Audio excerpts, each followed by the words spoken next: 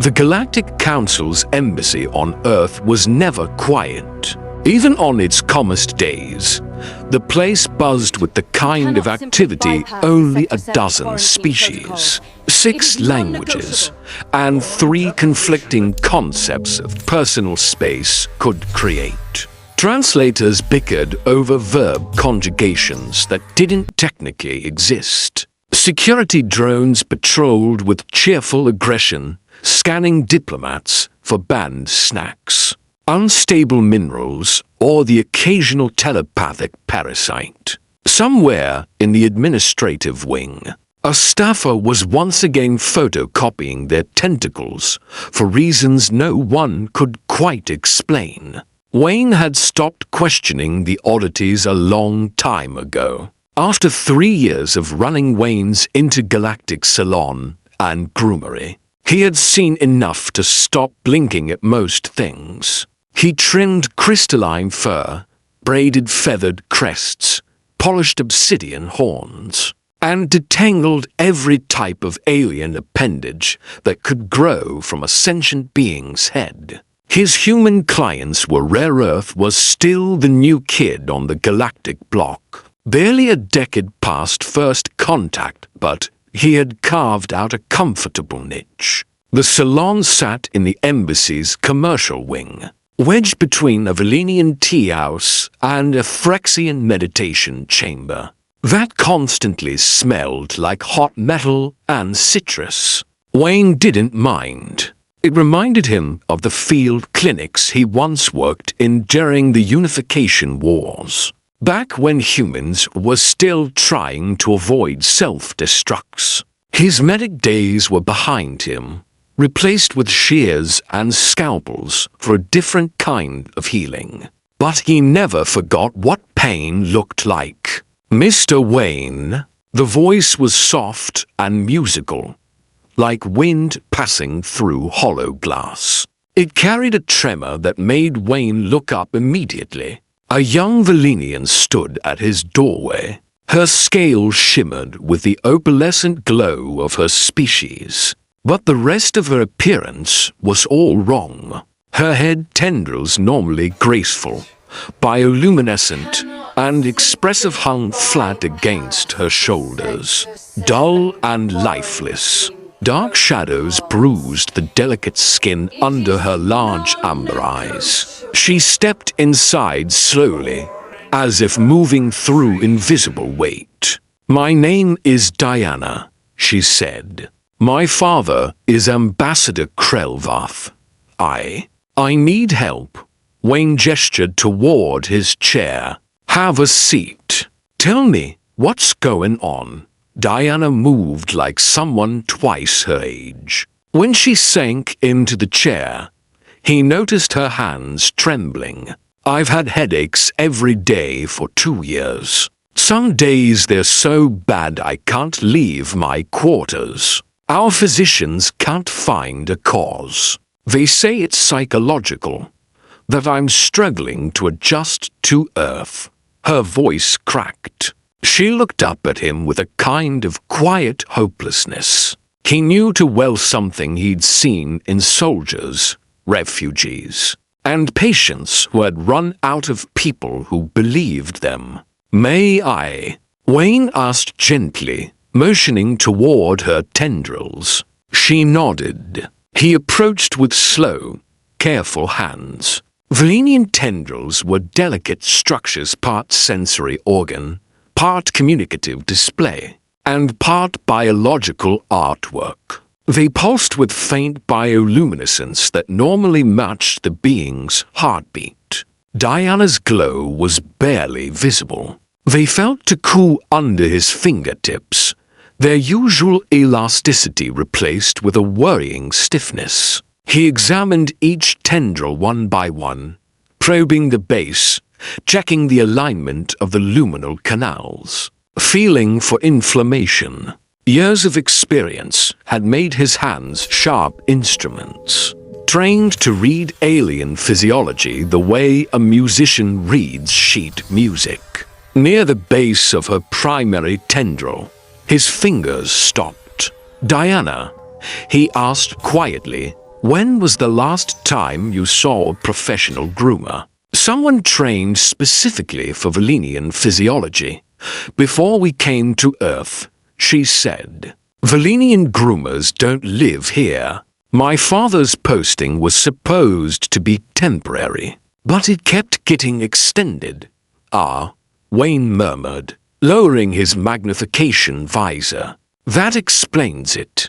He leaned closer. What he saw made him inhale sharply. Don't move, he said, voice steady. He retrieved his finest scissors, a thin, silver pair he reserved only for highly delicate work, and a pair of micro-tweezers.